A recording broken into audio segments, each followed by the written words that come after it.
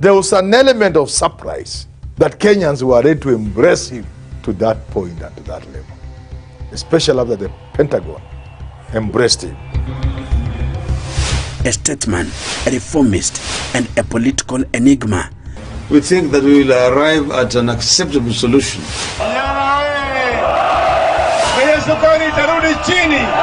Hatukubali lakini tunaheshimu. Tunaheshimu. For more than 30 years in Kenyan politics, he stands as a colossus, a towering figure whose influence has left an indelible mark on the nation's political scene. He simply stood up, walked into his car.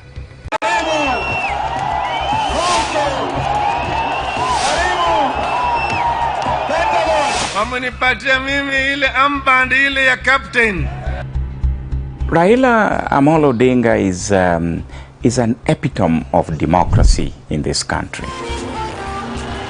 In the ever-evolving landscape of Kenyan politics, few names command as much deep respect and controversy as Raila Odinga. Raila Amollo Odinga Tosha! There was an element of surprise that Kenyans were ready to embrace him to that point and to that level, especially after the Pentagon embraced him. A statesman, a reformist, and a political enigma. We think that we will arrive at an acceptable solution.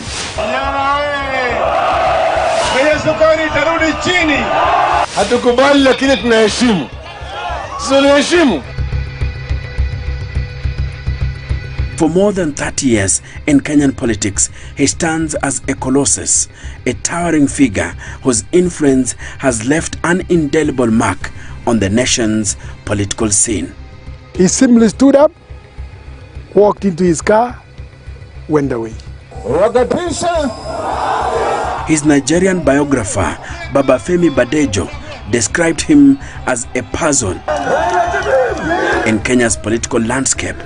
His Luo community shares this sentiment, dubbing him Agwambo. A figure of unpredictable nature that remains difficult to decipher. To them, he is enigmatic, formidable, and almost mythical, much like the legendary 18th century sorcerer, Gor Mahia.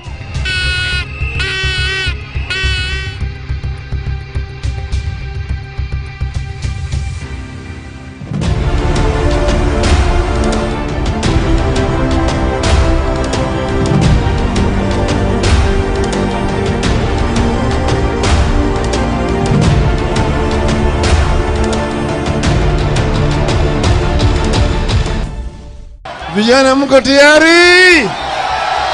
Mko tayari? True to his depiction, the one certainty about Raila Amollo Odinga is his unpredictability. I am sure even Ruto is just crossing his fingers. Tumesema mpaka Kenya inuke. His defining trait is an unyielding resilience. No matter the odds, he refuses to be counted out. A political daredevil, he masterfully executes complex maneuvers at the very brink of collapse, defying expectations and reinventing himself just when a dramatic downfall seems inevitable.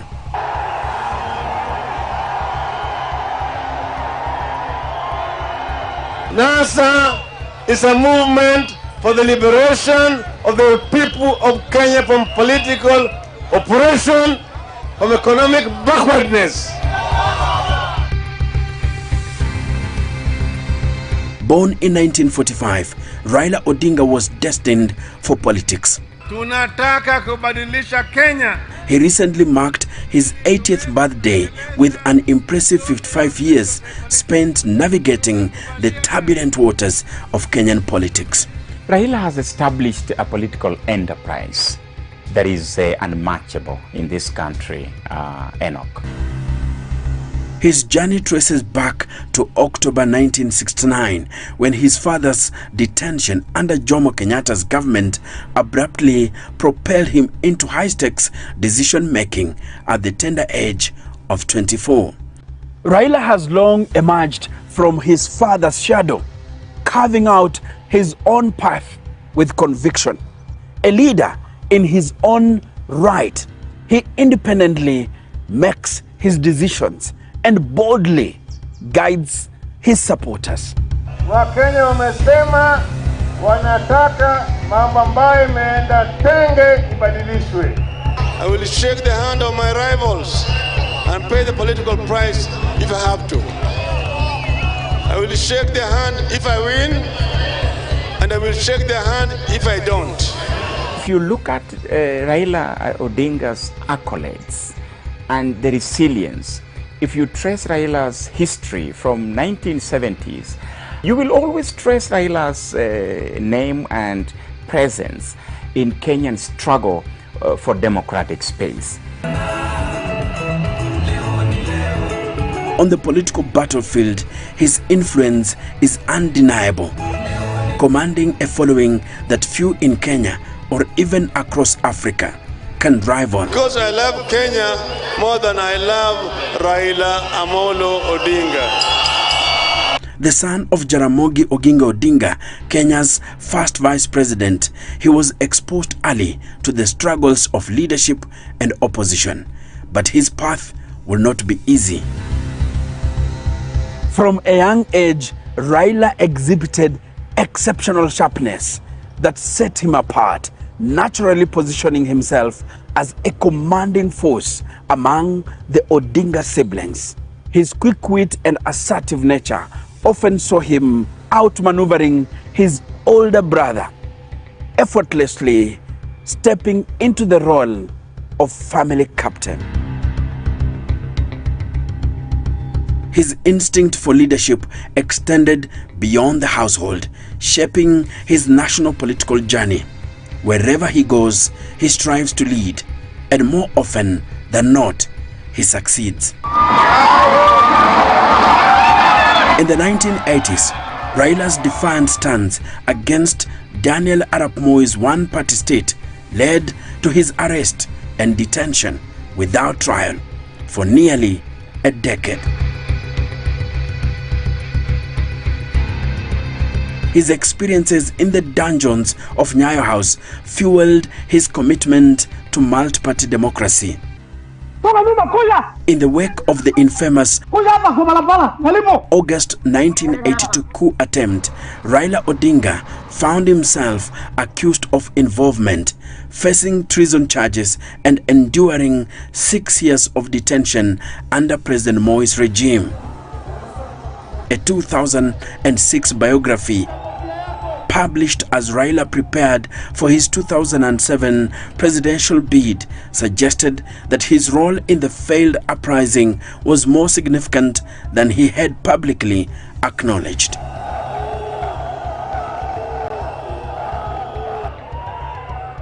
Raila Odinga became so synonymous with the so-called Kenya's second liberation. His journey was marked by imprisonment for treason between 1982 and 1988, a period when the struggle for political change was at its height.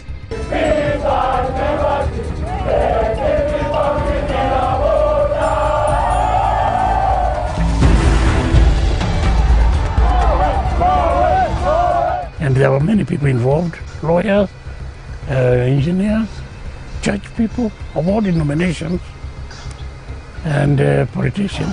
We were ready to challenge the government because we had seen dictatorships collapse in the Soviet Union.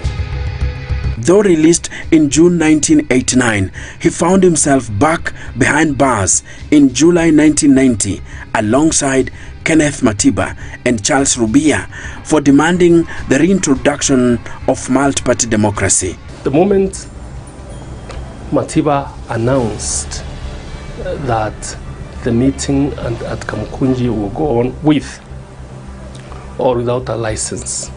We became marked and they started following us. In my offices, because I used to I used to have a legal practice. I'll be working and a policeman is standing in my office or sitting at the door, grabbed a chair and sat at the door, not talking, just telling you continue with your work.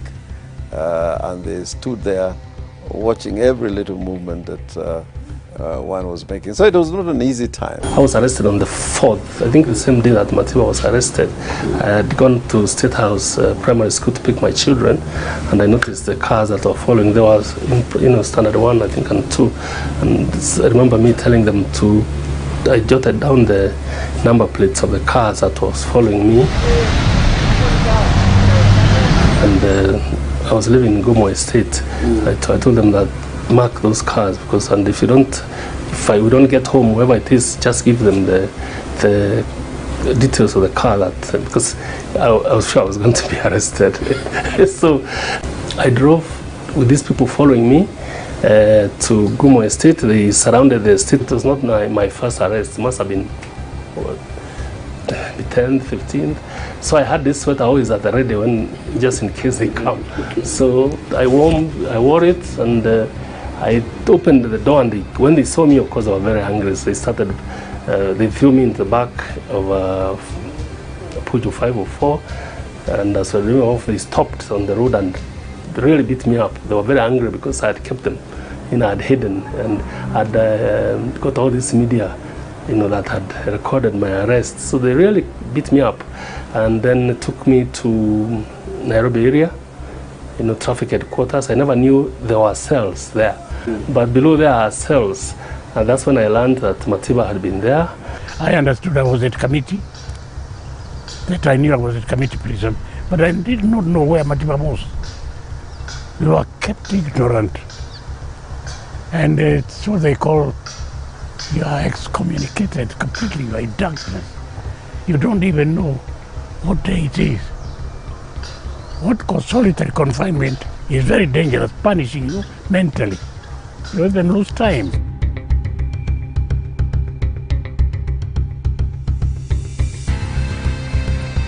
But around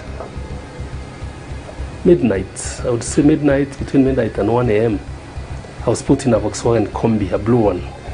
They opened, and then you are told to lie, behind the driver, along in the middle, but on the floor. And of course, they would go stepping and singing, and taunting you. And the ones who carried me was singing this song, Kanyaga Inchi, really by the time they did the rounds, I didn't know which rounds. I had almost passed out, and I was bleeding. But eventually we stopped. Of course, at that time I was blindfolded, and I was completely prepared for death, because I couldn't see another possibility of the kind of beatings you received, including on the head. I thought they were definitely not going to release me. So I came to terms, and I started thinking about death, and I thought about death many times during that time, because I'd been in prison for more than 2 years before, and I'd read books on how to prepare for detention. Tumejumuika, tuko watu wa kutosha, tutaenda Uhuru Park sasa vile litangazwa. We decided that we had to go Kamkunji. First of all, to give people courage, because at that time, to appear in a rally which had been declared illegal, and with that kind of security detail mounted to ensure that people don't take part in the meeting, we were sure, that a lot of leaders will not turn up, or many people will not turn up. But yet, out there, people were clamoring. They'd come out. Tear gas was being thrown and hurled everywhere.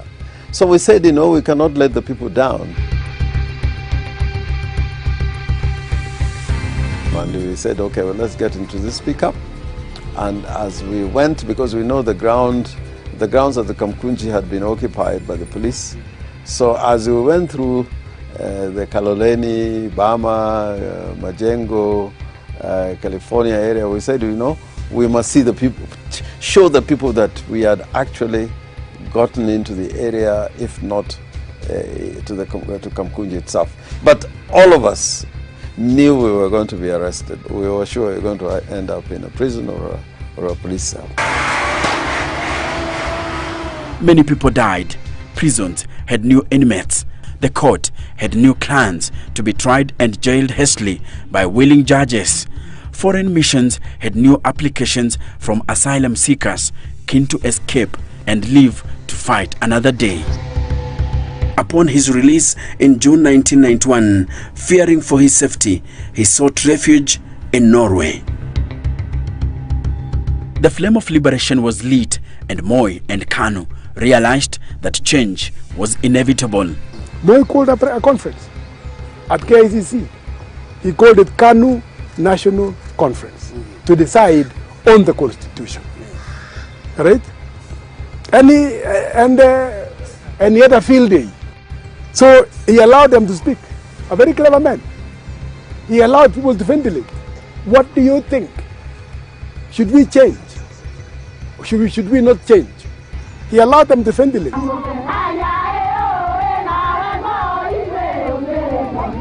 So he listened to everybody. He now said, I have heard you. I now also want to make my own statement. A day before the day, Franklin Bate, then Moi's most trusted Deputy State House Controller, was given a delicate duty to perform. He was asked to prepare 2 speeches, one outlining the importance of retaining Section 2A in the Constitution, and another calling for its immediate repeal to allow multi-party politics. It was a secret that only Bate and President Moi knew. Then he told me, because I was sitting behind there, he told me, give me my speech. Then I told him, you know, you have got 2. Said, the one which he's saying, we repeal 2A. He read his speech, the first pages. When he now reached that one, he now said, mimi, yale ambao ninayaona mbele ni kali kuliko tunayoona hapa. So lazima tujiokoe kwa yale ambayo yanatukujia. Lazima tujiweke kwa njia ambayo haitadhuru watoto wetu na haitaharibu uhusiano wetu na marafiki zetu za ulimwengu. In February 1992, Raila made a bold return to Kenya and aligned himself with the Forum for the Restoration of Democracy, FORD, the party led by his father, Jaramogi Oginga Odinga, and Kenneth Njindo Matiba.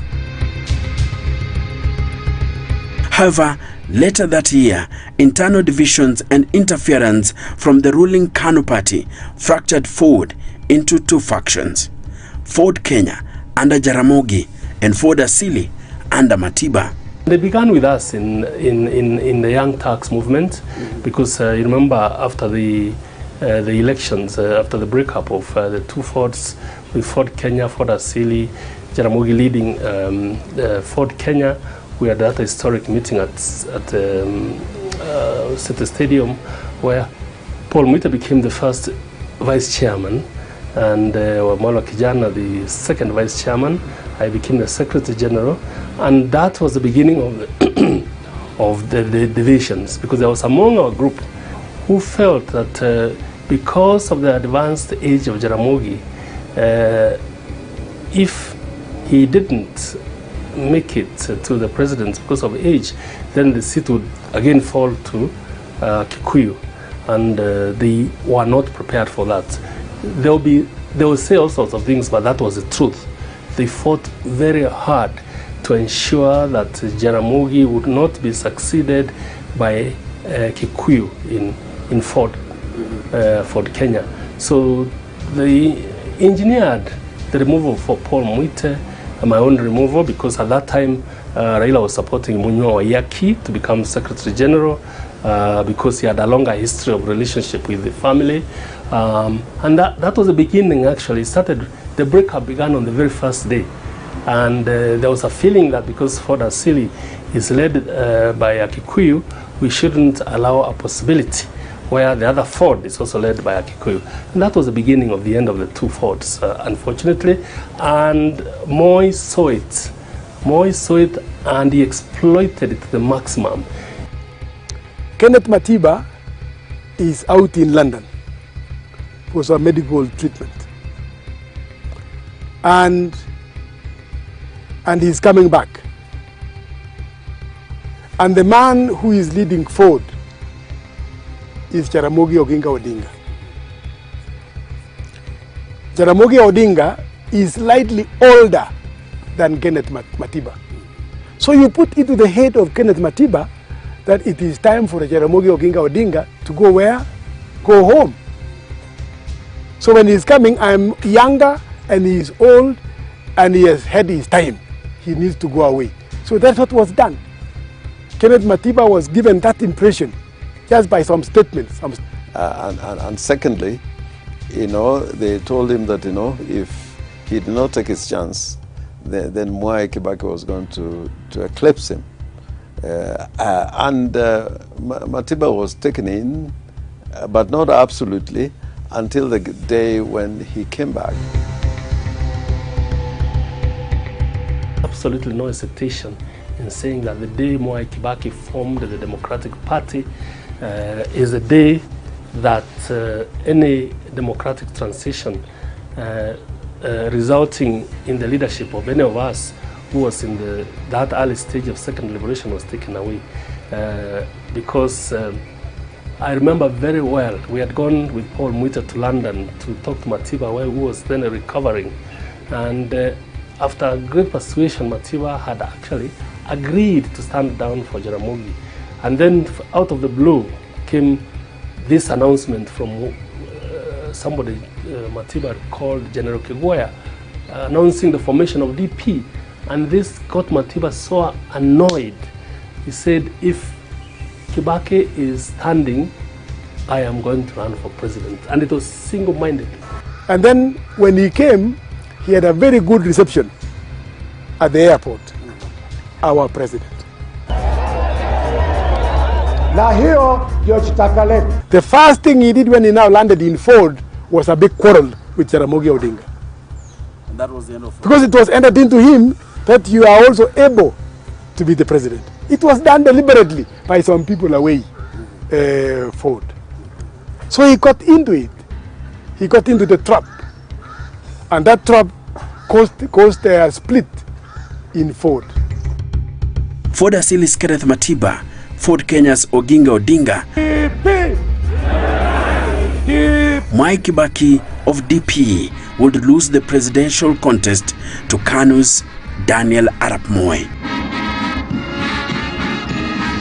In February 1994, Kenya mourned the passing of Jaramogi Oginga Odinga, the towering statesman and leader of the Ford Kenya party.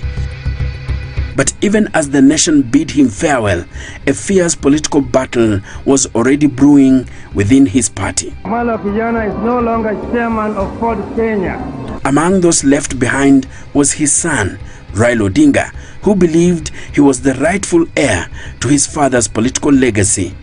But the path to leadership was anything but clear. Standing in his way was a formidable alliance.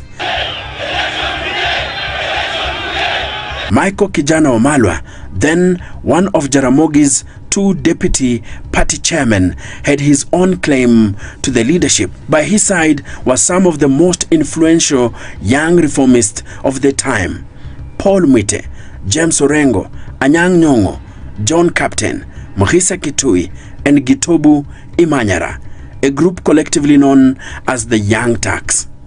The battle lines were drawn. Raila was determined, but the forces against him were equally resolute. Many people saw that as tribalism. As Raila feeling the Ford Kenya party was a Luo party, saw it as a family property that he was going to inherit. But I don't think that is the case. You know, Raila especially at that time, was restless. He had spent all his time fighting government and paying for it and detention and all that. He wanted to see things moving. The election of Jaramogi's successor at Thika Municipal Stadium gave Wamala Kijana a decisive win over Raila Odinga. But the celebration was short-lived.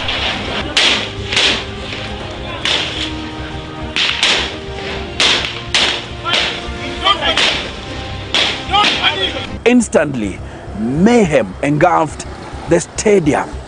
A storm of fury raged among Raila's supporters, turning the arena into a battleground. Defeated? Never. Raila Odinga was only getting started. Those who thought he had been outmaneuvered were in for a shock. The time has come to change course. In a bold move, he resigned from Ford Kenya and relinquished his seat in Lang'ata, a high-stakes gamble. But Raila was no stranger to risk. Then, in a stunning twist, he took over the little-known National Development Party, NDP, declaring himself its leader. With the odds stacked against him, he reclaimed his parliamentary seat in Lang'ata. The comeback was complete. The son of the bull was rising, and nothing would stand in his way. He crushed obstacles, humbled rivals, and turned enemies into allies, and allies into enemies.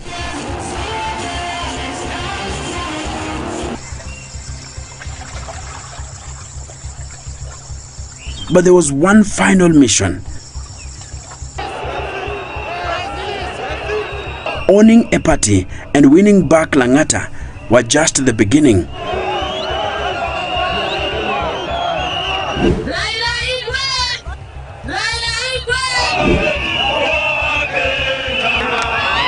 At this juncture, Raila set his sights on something bigger, the soul of the Luo people.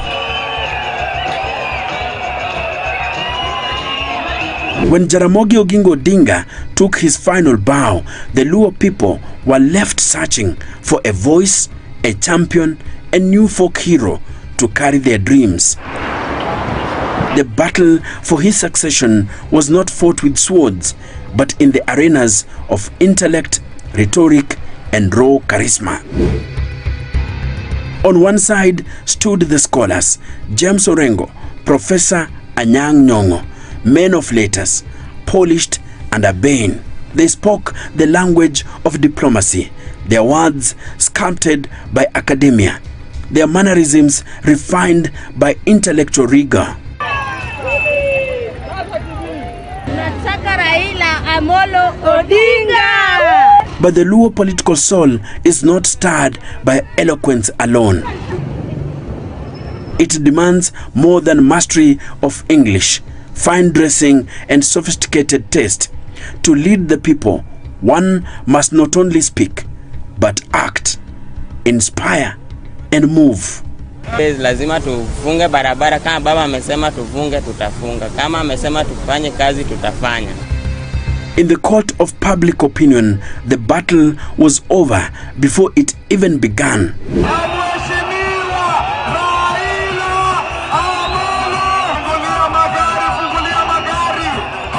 For the Luo, a leader is not chosen by the stroke of a pen, but by the roar of the masses.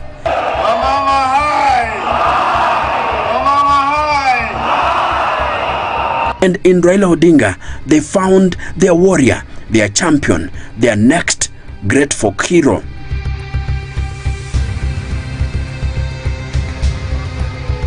It was in 1997. A political storm was brewing in Kisumu rural. Anyang' Nyong'o, flying the flag of the Social Democratic Party, was up against a formidable opponent, Job Omino, a close ally of Raila Odinga. The verdict from the ballot? A bitter loss. But politics, as they say, is a game of resilience. Nyong'o's party had just enough seats to secure him a lifeline, a nomination to parliament, a temporary setback, but a lesson learned. By 2002, the writing was on the wall. Nyong'o had seen the tides shift. Raila Odinga was on the move, rallying forces under his new political home. Nyong'o made his move, abandoning SDP and stepping into Odinga's camp, a strategic realignment. But not everyone followed the wind. One man remained defiant, James Orengo. While others coalesced around Odinga, Orengo took a different path, contesting the Ugenya seat under the National Social Congress and even making an audacious bid for the presidency. Kibaki may emerge on the basis of consensus, but Uhuru is emerging in a background, and an unfortunate background of a very acrimonious political process in which his friends and foes within KANU and outside KANU are saying he has been imposed. Both gambits ended in defeat. Time, however, has a way of softening even the most unyielding of spirits. In the years that followed, Orengo, once a fierce rival, would eventually bow to political reality. Not only did he rejoin Odinga, but he became one of his most loyal disciples, standing by his side through Kenya's most turbulent political battles. We are not intimidated, and from here we are all going to march into town in the normal way we have done. We have notified the police about this demonstration. In the late 1990s, Raila Odinga emerged as a formidable force. First contesting the presidency in 1997, his political maneuvers saw him align and break alliances. The 1997 presidential election had ended, but the battle was far from over. Defeated at the ballot, the opposition was determined not to lose the war.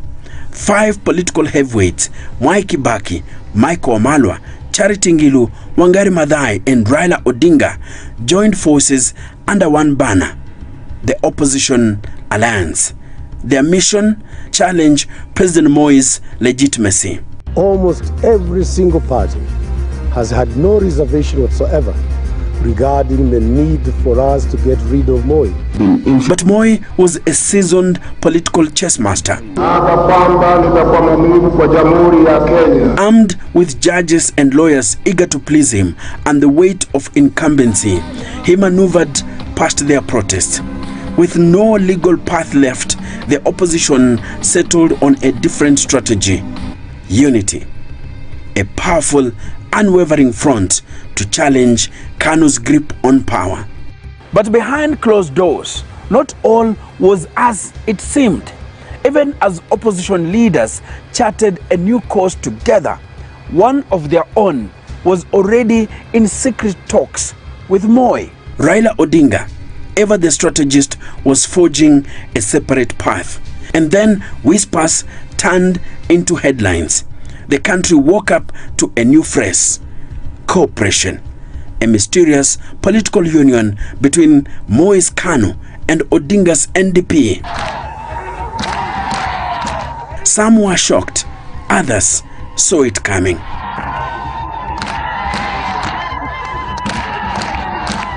What began as cautious cooperation blossomed into a full-fledged political union, an unprecedented merger. New KANU was born. With this alliance, Odinga found himself at the heart of power, securing not only a cabinet position in Moi's government, but also the influential role of Secretary General within KANU.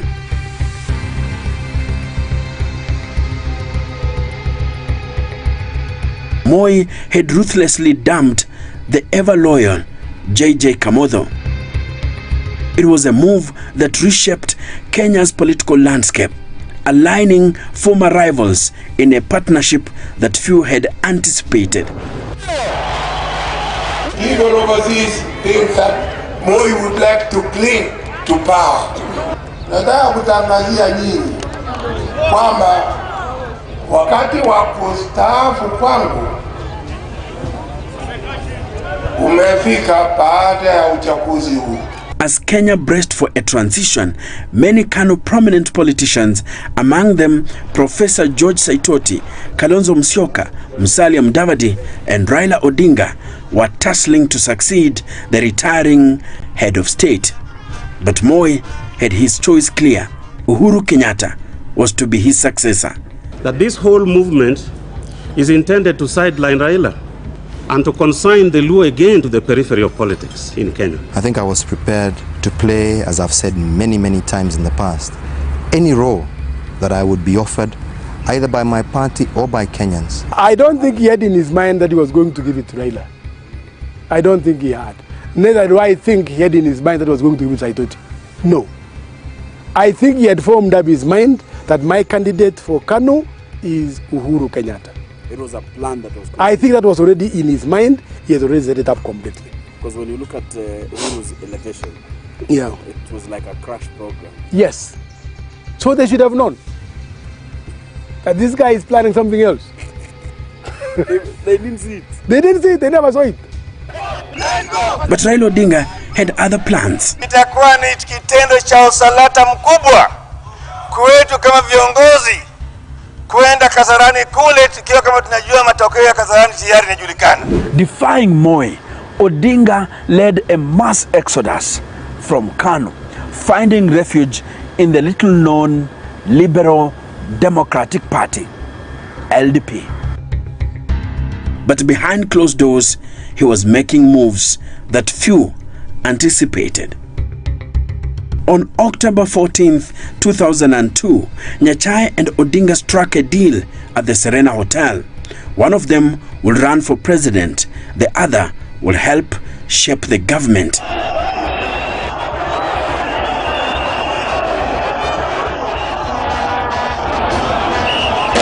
But what Nyachae didn't know as he put pen to paper that day was that Odinga had already struck another deal with Mwai Kibaki.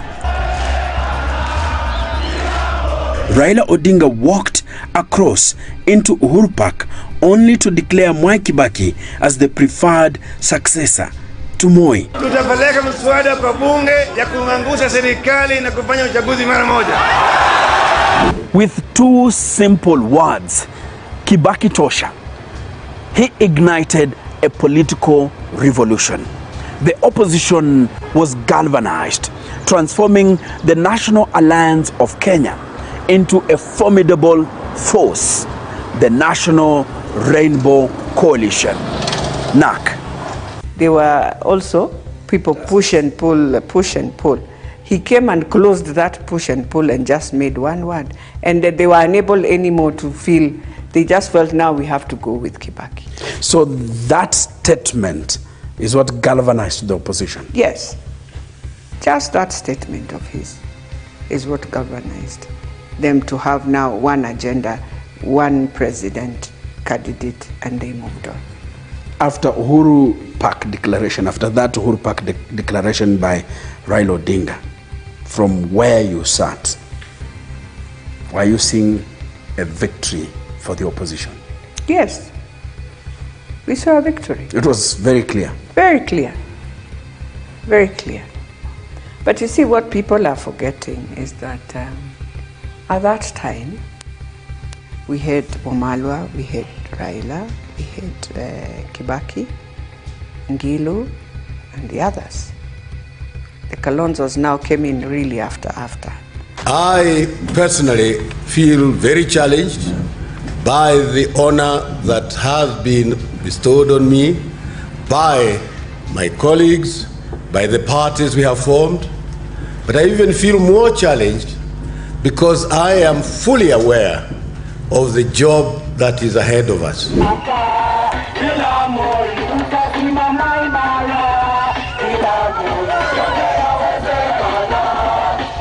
The NARC wave surged across the nation. Captain na naibu wake walikuwa wamepata majeraha kwenye michezo. Wameingia kwenye kiwanja kama tayari tumeshafunga bao 2 kwa yai.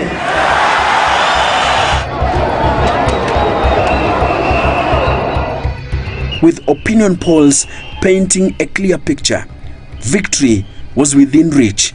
President Kibaki's victory in racing terms would be classified as a dead certainty.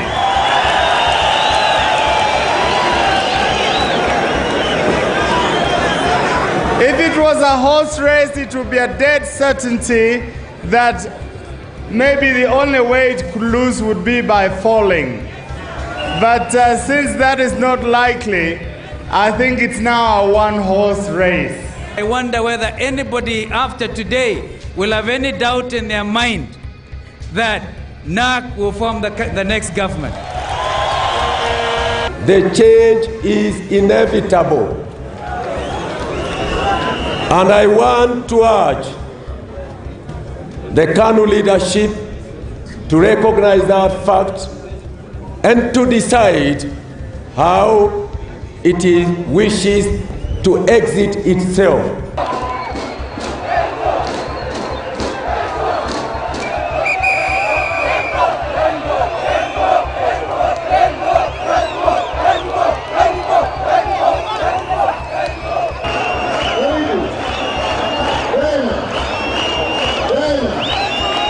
Ingawaje umati uliojitokeza katika uwanja huu ulikuwa wa aina yake, bila shaka upigaji kura wao ndio utakaoamua hatma ya kisiasa humu nchini. And when the ballots were counted, history was made. The opposition had done the unthinkable. KANU's reign was over. And Uhuru Kenyatta had been defeated.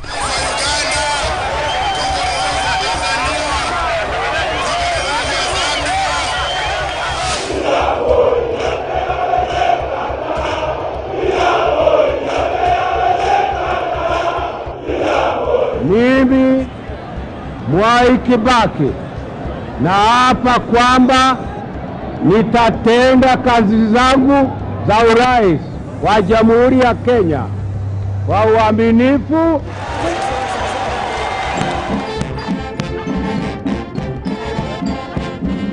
As the new dawn took shape, President Kibaki unveiled his first cabinet.